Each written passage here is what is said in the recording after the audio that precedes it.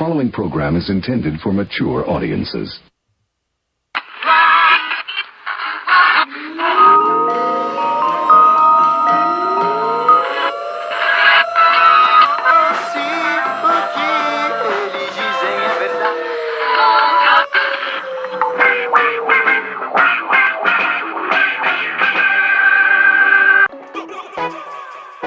Welcome to Rudy's Revelation. Finding revelation in the news and meaning in media. It's Sunday, November 29th, 2020. Today I'll be talking back to the Sunday Talking Heads on CBS Face the Nation, where former FDA Commissioner Scott Gottlieb talks about herd immunity and the reductions in 2-week quarantine periods. I'll also be checking in on Sunday morning propaganda at our favorite former feel-good feature news program, CBS Sunday Morning. Our correspondent, David Pogue, talks about public health experts about how to get people to take the upcoming mRNA vaccine that alters DNA. Then I'll be tearing into the Sunday New York Times, showing how the newspaper continually mischaracterizes the facts to mislead the public. And of course, I'll be going over the weekend headlines. All in the next 30 to 40 minutes. But first, I'll be taking you back to school, giving you some historical context to frame this week's news narratives.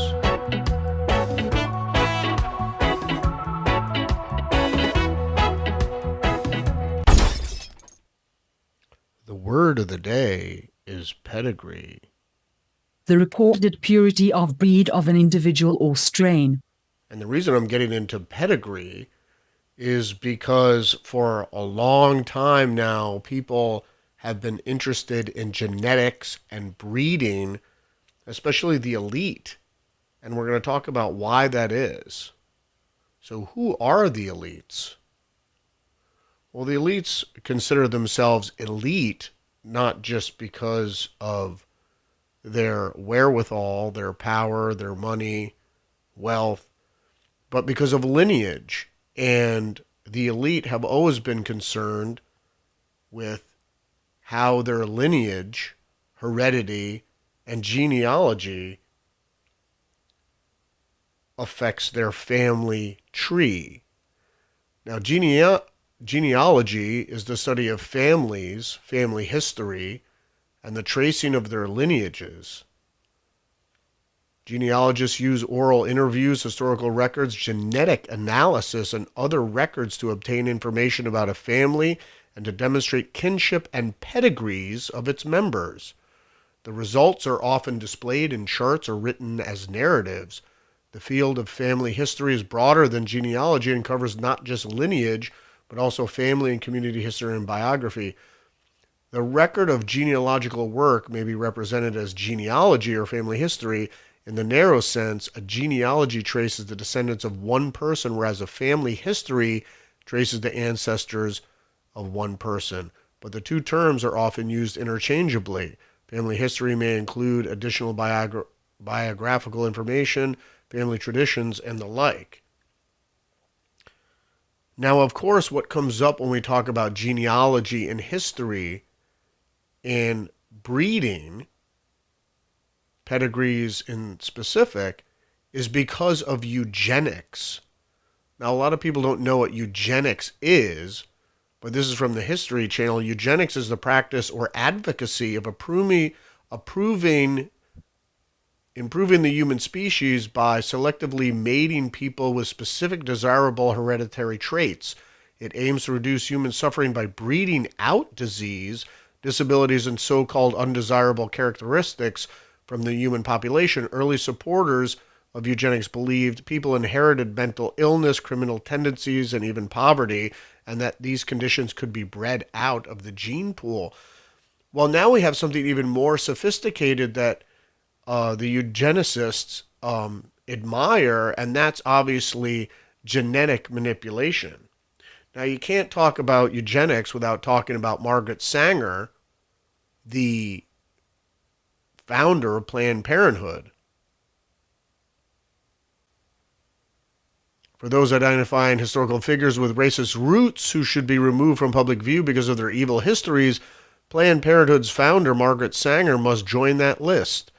In promoting birth control, she advanced the controversial Negro Project, wrote in her autobiography about speaking to a Ku Klux Klan group, and advocated the eugenics approach for breeding, for the gradual suppression, elimination, and even eventual extinction of defective stocks, those human weeds which threaten the blooming of the finest flowers of American civilization.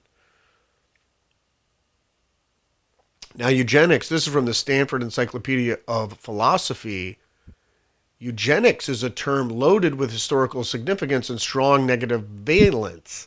Its literal meaning, good birth, suggests a suitable goal for all prospects of parents, yet its historical connotations tie to its selective breeding programs, horrifying concentration camps, medical experiments, and mass exterminations promoted by Germany's Nazi regime.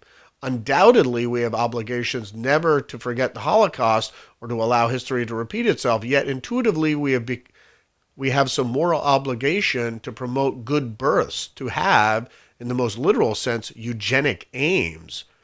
Indeed, if parents are encouraged to provide the best environment for their children, why not also encourage them to ensure their children have good genes? If we have some moral obligation to secure the well-being of our future children, different questions come into focus. How far do such obligations extend? What justifies them? And can related contemporary practices be distinguished in their aims, forms, justifications, and likely consequences from the clearly morally impermissible eugenics programs of the past? Well, you can't. You see, breeding programs, unfortunately, have a dark side. Everybody wanted to have good stock, but the social scientists and anthropologists, Darwin and his cousin, Francis Galton, were, as well as Hitler, were up to no good trying to perfect a genetic line or just individuals genetically. In 1872, with the publication of The Expression of the Emotions in Man and Animals, Charles Darwin went rogue.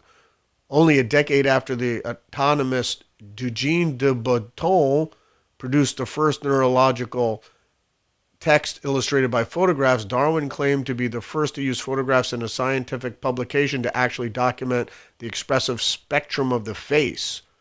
Combining speculation about raised eyebrows and flushed skin with vile commentary about mental illness, he famously logged diagrams of facial musculature along with drawings of sulky chimpanzees and photographs of weeping infants.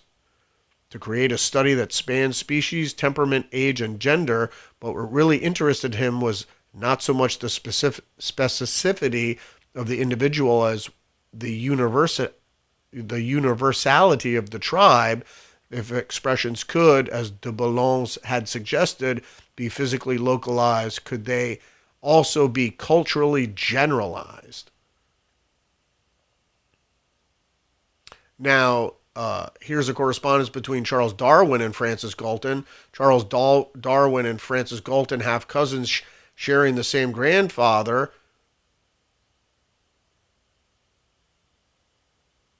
The letters from Darwin to Galton. You will probably be surprised after a long intermission of our acquaintance at receiving a note from me, but I at last night finished your volume with such a lively interest, and I cannot resist the temptations of expressing my admiration at your expedition and at the capital account of you published it. So these guys knew each other, and they were involved in eugenics. The history of eugenics. In 1883, Sir Francis Galton, a respected British scholar and cousin of Charles Darwin, first used the term eugenics, mean well-born. Galton believed that the human race could help direct its future by selectively breeding individuals who have desired traits. This idea was based on Galton's study of upper-class Britain.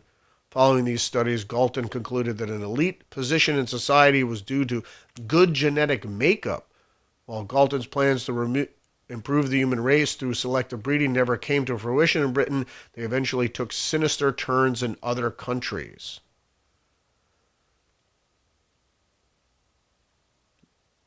Now I'm going to go on to blue blood. You see, what I'm trying to demonstrate here is that that people don't understand that the elite have been involved in eugenics under different names for some time, and still, through genealogy today, are involved in experimentation and genetic alteration, building the perfect beast, as it were. From the medieval Europe belief that royalty and nobility had blue blood, the elite had enough power and wealth that they could afford to have peasants and the urban poor do their dirty work for them. Since the aristocrats were able to stay inside and avoid long hours in the fields, they were often so pale that their blue veins showed through their translucent skin, thus leading people to believe that their blood was blue. Basically, they believed, and people have to know the symbolism between red and blue, is that red, at least in Western symbolism, red represented the blood of the people, which was readily spilled, while blue represented the blood of the aristocrats and the royals, hence royal blue, is because their blood was kept inside them, and at the time was thought to be unoxidized blood was thought to be blue. So the people that got to keep their blood inside them, the royalty, and the people, the peasants, and the people of said country whose blood was spilled readily, was red-blooded American, and in other senses in other countries. Now this is from the Jehovah's Witnesses. Who were the Nephilim? The Nephilim were giants, the violent superhuman offspring produced when wicked angels mated with the human women in the days of Noah. The biblical account says, the sons of the true God began to notice that the daughters of men were beautiful.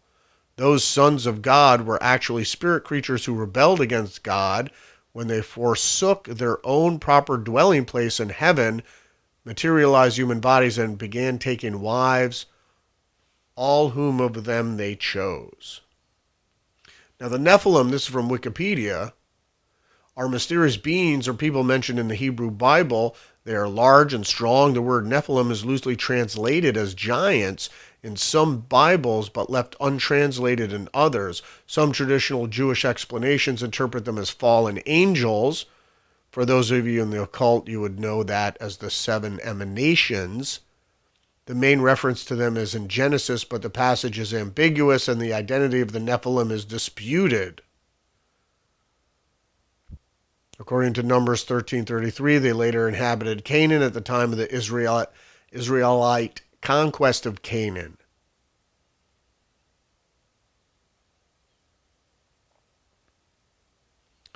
And here's one of the quotes from Genesis. The Nephilim were in the earth in those days. Also after that, when the sons of God came in unto the daughters of men, and they bore children to them, the same were mighty men that were of old, the men of renown. And that's where people, they get a little distracted. And the fact is, giants, they meant giants of men. They didn't mean physical giants. They meant people who were powerful, giants of men, the men of renown. And then, of course, we go into heredity. Bloodline redirects here. For other uses, see bloodline. Hereditary redirects here. Heredity, also called inheritance or biological inheritance, is the passing on of traits from their parents to their offspring, either through asexual reproduction or sexual reproduction. The offspring cells or organisms acquire the genetic information of their parents. Through heredity, variations between individuals can accumulate and cause species to evolve by natural selection. That's where Darwin comes in and Francis Galton.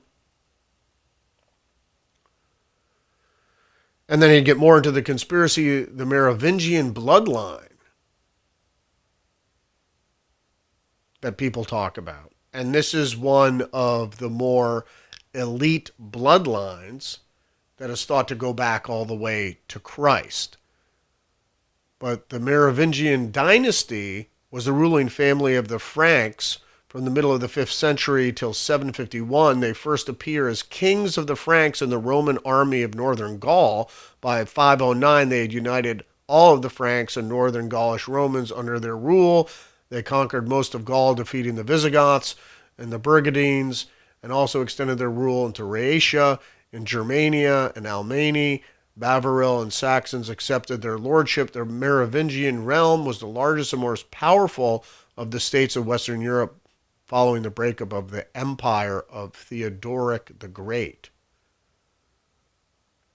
The dynasty's name, medieval Latin, Merovingi, Merovingio, sons of Merovech, derives from the unattested Frankish form. Who are the present descendants of the Merovingian dynasty? And of course, there are the 13 families in the world that apparently control everything from politics to terrorism. These are families that hold almost every sphere of life, be it politics, business, or entertainment. The 13 bloodlines are said to have connections to wealth and power that are simply unimaginable. These families span from Europe to China. The leading research behind the Illuminati families is a man called Fritz Springmeier, an author and educator, and he has presented some of the most compelling details about the Illuminati bloodline.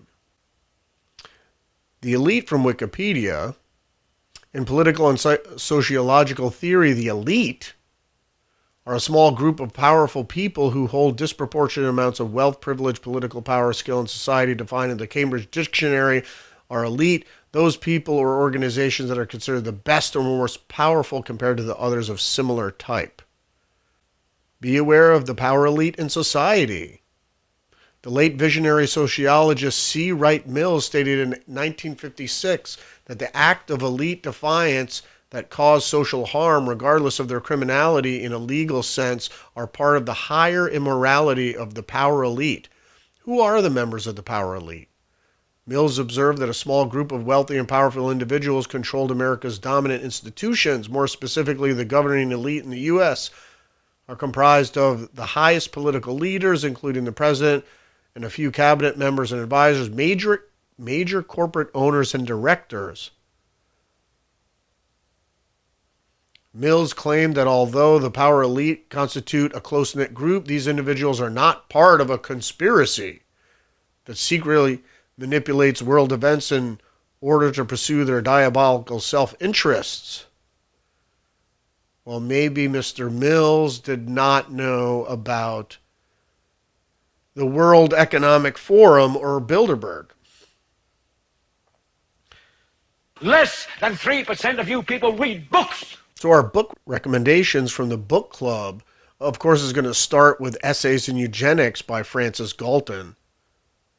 Sir Francis Galton was instrumental in the formulation of eugenics, which seeks to improve human stock and prevent the degeneration of genetic potential, and introduced the very word eugenics in the phrase, it's actually nurture versus nature. And then another book you guys should check out is The Satanic Illuminati Bloodlines. Now, this is a loose leaf, hole punched. It's an unbound book, but if you should know about that. So we're going to get right into the news, keep moving right along. The airline industry begins to plan COVID-19 vaccination passports for international travel. Now, did anybody else see this coming? It's a mark of the beast, folks. The International Air Transport Association said Monday it is in the final development phase of the mobile digital passport app that would tell airlines international travelers have been vaccinated against COVID-19, or COVID-20, or 21, or 23. The app would help get people traveling again safely, giving governments confidence that systematic COVID-19 testing can work as a replacement for quarantine requirements.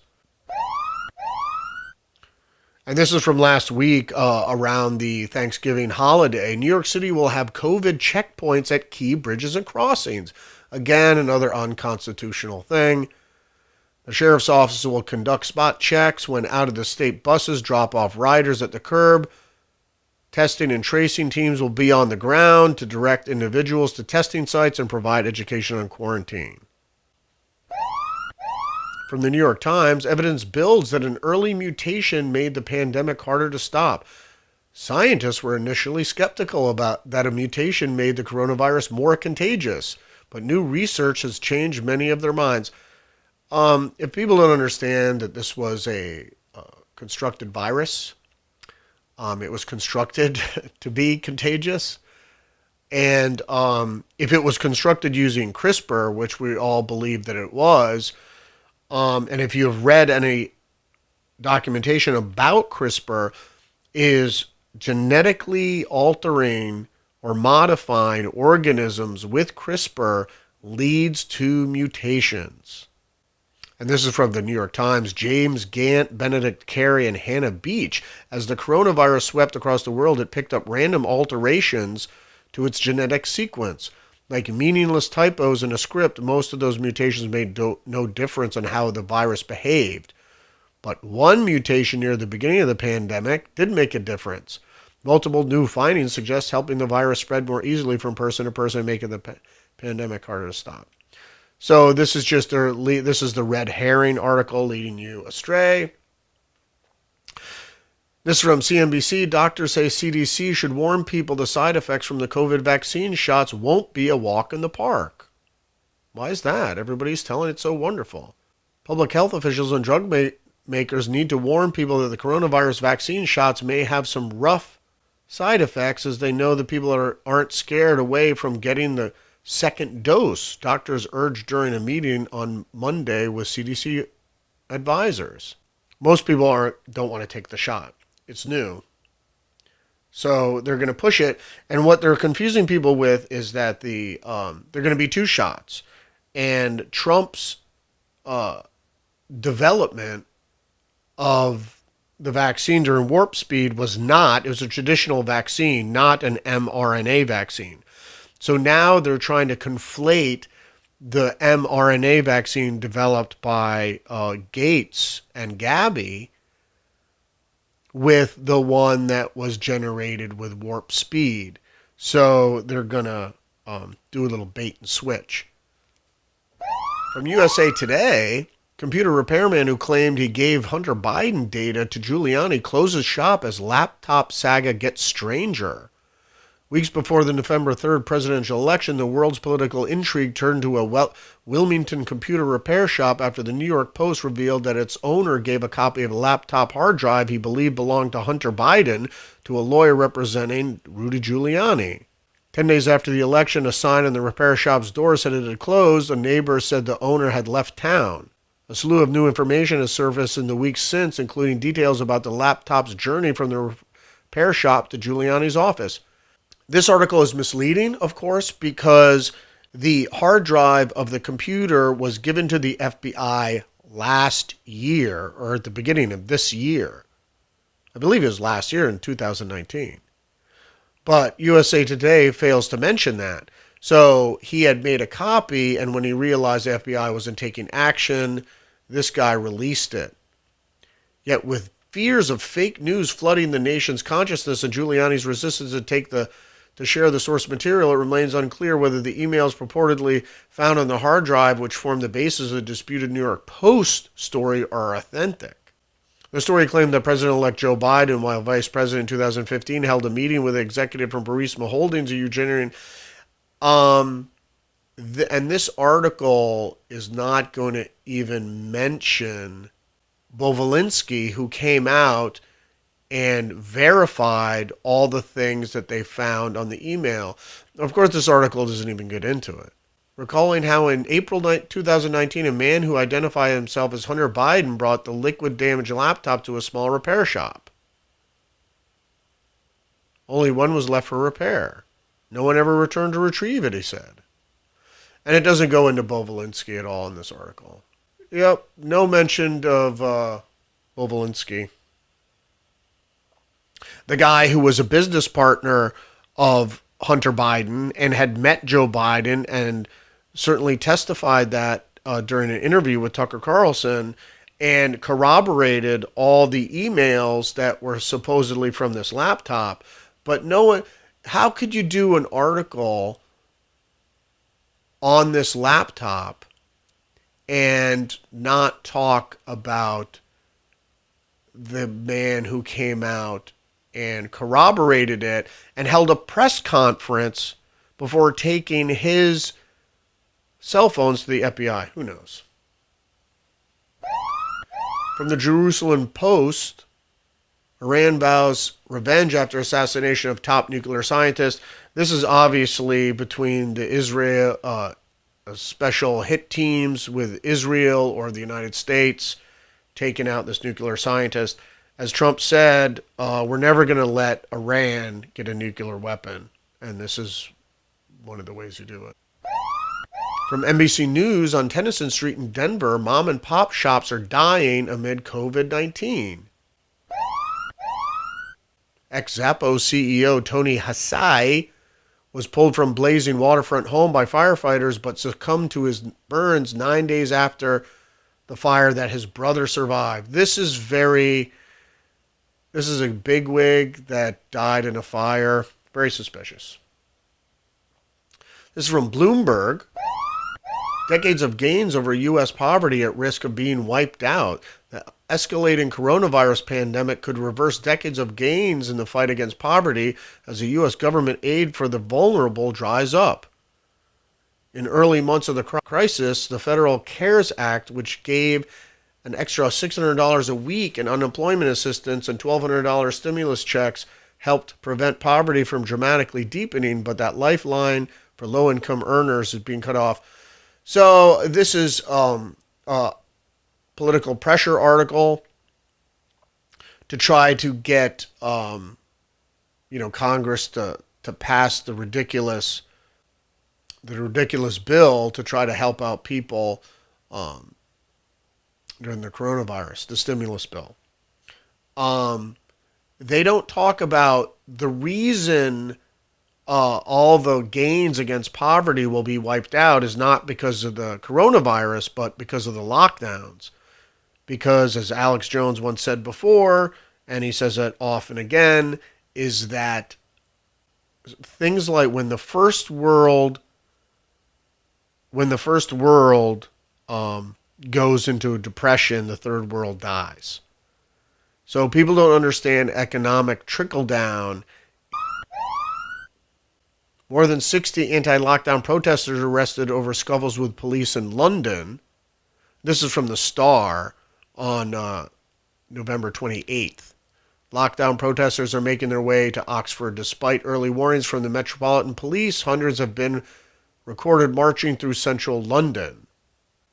A large group of demonstrators chanting freedom left Hyde Park near Marble Arch and marched along a road parallel to Oxford Street. Be tearing into the New York Times. Guns, drugs, and viral content. Welcome to cartel TikTok. Mexico is set to shatter another murder record, but that grim reality is nowhere to be seen on the TikTok videos that go viral by showcasing drug cartel culture. Tiger cubs and semi-automatic weapons, piles of cash and armored cars, fields of poppies, water to the sound of ballads glorifying Mexican drug cartel culture. This is the world of cartel TikTok, a genre of videos depicting drug trafficking groups and their activities that is racking up hundreds of thousands of views on the popular social media platform. I just picked this out because everybody knows that TikTok is a Chinese company, and so they're trying to distract people from what the real problem with TikTok. They let drug cartels advertise on the platform. Whatever. Beijing takes its South China Sea strategy to the Himalayas. China built a village in territory also claimed by the Kingdom of Bhutan, echoing its aggressive tactics at the border with India and in places much farther away. Just in time for its National Day in October, China completed construction of a new village high in the mountains where the Chinese region of Tibet meets the Kingdom of Bhutan. 100 people moved into 24 new homes beside the Torsa River and celebrated the holiday by raising the China's flag and singing the national anthem.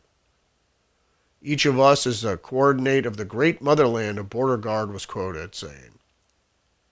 The problem is these new coordinates are now more than a mile inside what Bhutan considers its territory. The construction, documented in satellite photos, follows a playbook by China that was used for years. It has brushed aside neighbors' claims of sovereignty, cement its position in territorial disputes by unilaterally changing the facts on the ground. It used the same tactics in the South China Sea, where it fortified armed shoals claimed by Vietnam and the Philippines, despite promising the United States not to do so. This year, the Chinese military built up forces in the Himalayas, crossed into territory that the Indians claimed was on their side of the de facto border that led to China's bloodiest clash in decades, leaving at least 21 Indian soldiers dead, along with other unknown number of Chinese troops. In key states, Republicans were critical in resisting Trump's election narrative. They refuted conspiracy theories, certified results, dismissed lawsuits, and repudiated a president of their own party. Treason. The telephone call would have been laugh-out-loud ridiculous if it had not been so serious. When Tina Barton picked up, she found someone from President Trump's campaign asking her to sign a letter raising doubts about the results of the election. The election that Miss Barton, as the Republican clerk of the small Michigan city of Rochester Hills, had helped oversee the election that she knew to be fair and accurate because she had helped make it so. The election she had publicly defended amid threats that it made her upgrade her home security system. And obviously, they're just trying to paint the fact that there was fraud. It's a conspiracy theory, that it's not real. And everybody knows that they've been rigging elections as much as they could for years, and that they stuffed, they padded the vote results in 2016, but it was only by 10,000 votes or so. So, because with a paper trail, that would be hard to do. Biden's aides' ties to consulting and investment firms pose ethics texts. The problem with this is some of the president-elect's choices for top posts have done work for undisclosed corporate clients and aided a fund that invests in government contractors. This is another red herring. Biden aides' ties to consulting and investment firm pose ethics test.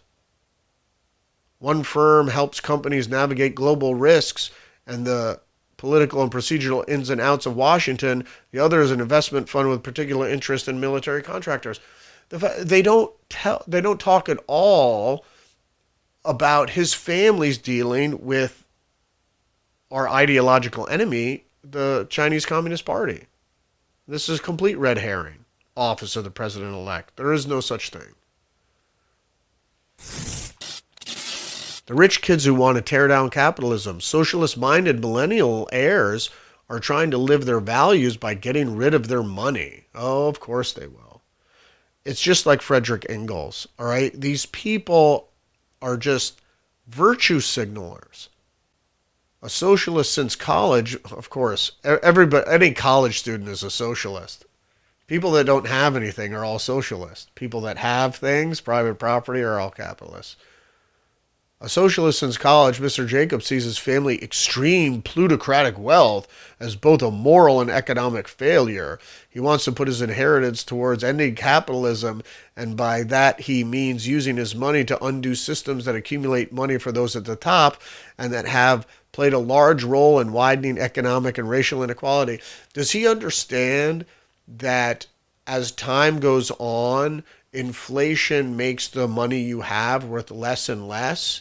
And so it's difficult, even if you have some money stashed away, as time goes on, that it's worth less and less. And so people need to accumulate wealth if they want to live comfortable into old age. And certainly not become a ward of the state. He'll realize once he gets out of college, he'll realize just how bad it is. And that money, like the wealth in the United States, is extremely concentrated in the upper brackets. Mr. Jacobs, whose grandfather was a founder of Qualcomm, expects to receive up to $100 million over the course of his lifetime. He's going to use all... Here you go. if you really feel that bad, do the righteous thing and give your money to the poor. Okay, if you're if your wealth is over $100 million, why support a socialist program when you could just, as a rich person, give your money to the poor? So if more rich people gave their money to the poor, instead of trying to build a socialist system of government, I don't understand these people. And we always end up with the Sunday Review, and of course you'll see that happiness won't save you. Philip Brickman was an expert on the science of happiness, but he couldn't make his own pain go away. And this is an opinion columnist by Jennifer Senior. More than 40 years ago, 3 psychologists published a study with the eccentric, mildly seductive title, Lottery Winners and Accident Victims, Is Happiness Relative? Even if you don't think you know what it says, there's a decent chance you do. It has seeped into TED Talks, life hack segments, and morning shows, even the occasional whiff of the movie dialogue. The paper is the peanut butter and jelly sandwiches of happiness studies, a staple in any curriculum that looks at the psychology of human flourishing. Again, here's the New York Times trying to undermine what's stated in the Constitution, Declaration of Independence, the pursuit of happiness. But they said that pursuit won't save you. Why bother? It's everybody's right to pursue happiness. Now, maybe it won't save you, but you should be allowed to pursue your own goals that will make you happy. That is the promise of the United States. Then, of course, what Facebook fed the baby boomers? Many Americans' feeds are nightmares. This is from Charlie Warzel, of course. I know because I spent weeks living inside 2 of them. Ooh. In mid-October, he asked 2 people he'd never met to get their account passwords for 3 weeks leading up and after the election. He wanted to immerse himself in the feeds. I went looking for older Americans, not full-blown conspiracy theorists, trolls, or partisan activists whose news consumption has increased sharply. And he goes on just to say that these people he does a little psychological experiment that says these people were fooled and brainwashed by what they saw on Facebook. Now, I tell my wife all the time, don't believe things you see on Facebook. If you are journalist-minded, you should look to corroborate everything you see, especially if it's not from a renowned news organization. And you should always corroborate. That's what journalism is, attribution and corroboration. So you need a couple different sources and you need to attribute them so people could check out your reporting. Below, that is a screenshot of a meme created by a pro-Trump group, Turning Point USA. Your city on socialism, the post reads, displaying a series of photos of abandoned buildings, empty grocery store shelves, and bleeding men in makeshift dirty hospital beds. Socialism is the ideological opposite of what the United States was founded on, which was individualism. And although they are safeguards against going socialist, and that's really the Constitution and the protection of individual liberties, it's not saying we couldn't go there. And if we lose the 2 Senate seats to the Democrats, if they switch from Republican to Democrat, we're going to be in big trouble. And you'll see what a centralized bureaucracy can do and what socialism will do to the economy and to your lives. Because really what they're marking for is to move into a neo-feudal society. So they have to establish the socialism system there that will serve the needs of the people while they go on imperial roughshod around the world. All right, we're going to leave you with Talking Heads. First, we're going to look at Scott Gottlieb, and it's all more coronavirus scare tactics. So I try to pick out enough so you could really see what's happening In reality, Scott Gottlieb is a knowledgeable individual, but you have to read between the lines. So let's listen. If you look at states like South Dakota and the Midwest generally, you're starting to see the number of new infections slow. And that's a reflection of the fact that they've fully infected at least 30% of the population in states like South Dakota, and maybe as high as 50% if you look at some of the modeling. So at some point you have such a high rate of infection in these parts of the country that you're going to see a natural slowing of new infections because the people who are eligible to be infected, who are vulnerable, have already gotten the virus. I mean, is that the strategy, the federal strategy, to just hope for the best?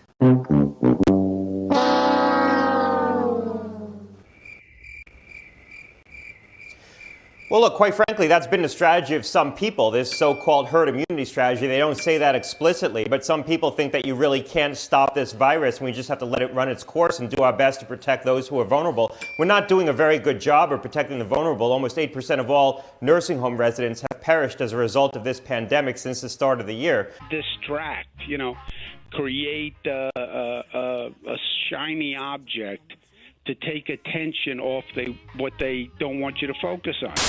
But there are some people who don't think you can really fully stop this virus. I disagree with that. I think you look at parts of the country, look at New York, look at my home state of Connecticut. There's a lot of infection here. These states are pressed right now. What's really keeping consumers home is the virus. Why people aren't going out to eat is they don't want to go into restaurants and risk getting infected. It's not the mandates and the state action that's keeping people home. It's the infection. Mm-hmm. The CDC is considering shortening the amount of recommended time for a quarantine. What does that accomplish? Look, I think this is a prudent step. I think we should have contemplated this earlier because the reality is most people who get exposed to COVID are going to come down with COVID, who get exposed to coronavirus will come down with COVID within a short period of time, figure 5 to 7 days. There are some outliers. And some people, there is evidence that some people won't contract the infection until a full 14 days after exposure. But what you want are recommendations that are prudent and practical that people are going to follow. And when you have a 14-day quarantine period, that's such a long period of time that a lot of people aren't going to follow that anyway. And it makes it difficult to adhere to recommendations. And so putting in place a 10-day quarantine period, even a 7-day quarantine period, you're going to capture the vast majority of infections within that time frame. So I think you need to balance the practicality of what you're recommending with people's ability and willingness to comply with it. You need a degree in psychology to figure out how to get people to comply these days. We should get the vaccine first, the so-called 1A group, the people who should get it immediately when it becomes available, hopefully in December, if there's one or more authorization of vaccines this month, including from the company I'm on the board of, Pfizer.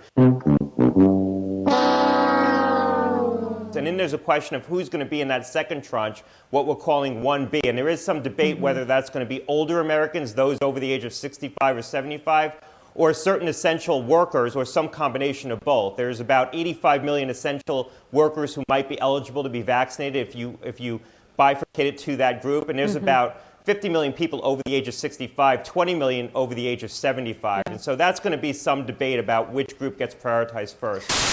When Dr. Burke says vaccinate for impact, what does that mean? Well, it depends on what impact you're trying to achieve. If your goal is to maximize the preservation of human life with a vaccine, then you would bias the vaccine towards older Americans. You would try to get everyone over the age of 75 vaccinated. So it depends on what impact you're trying to achieve.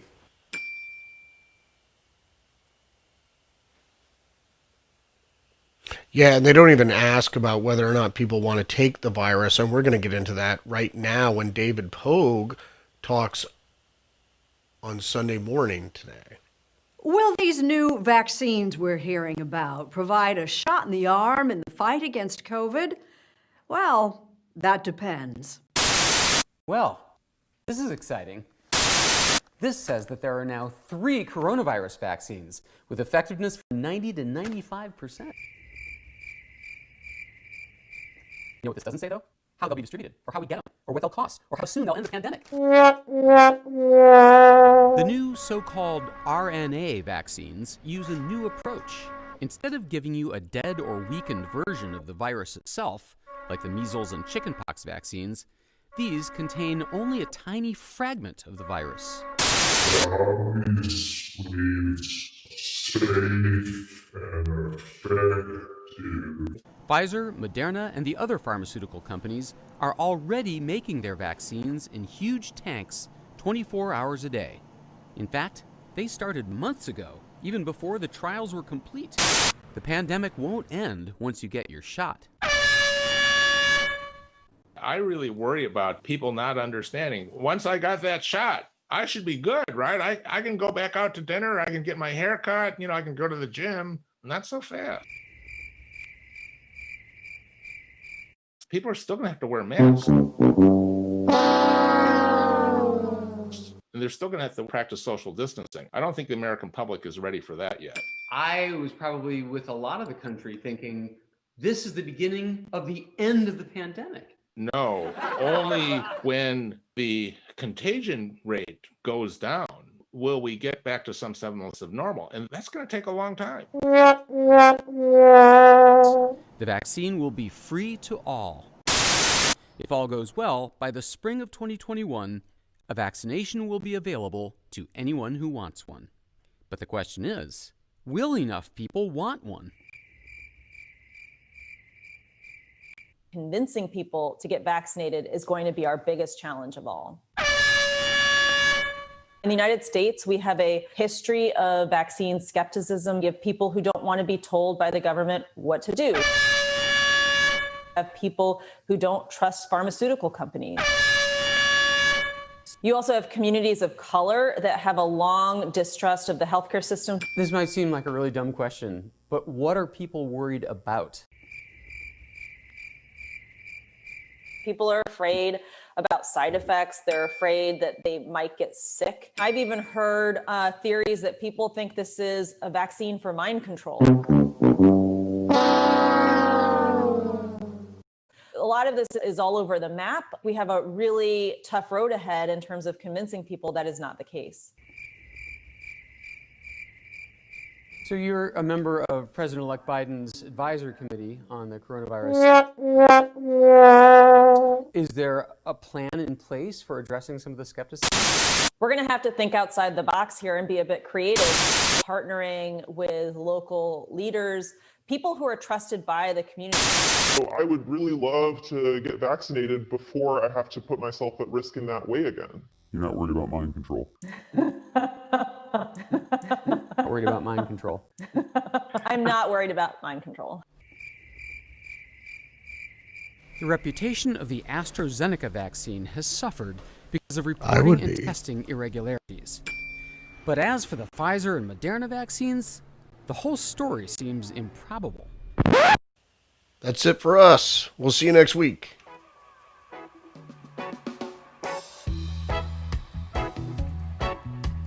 Sunday night, 8 o'clock.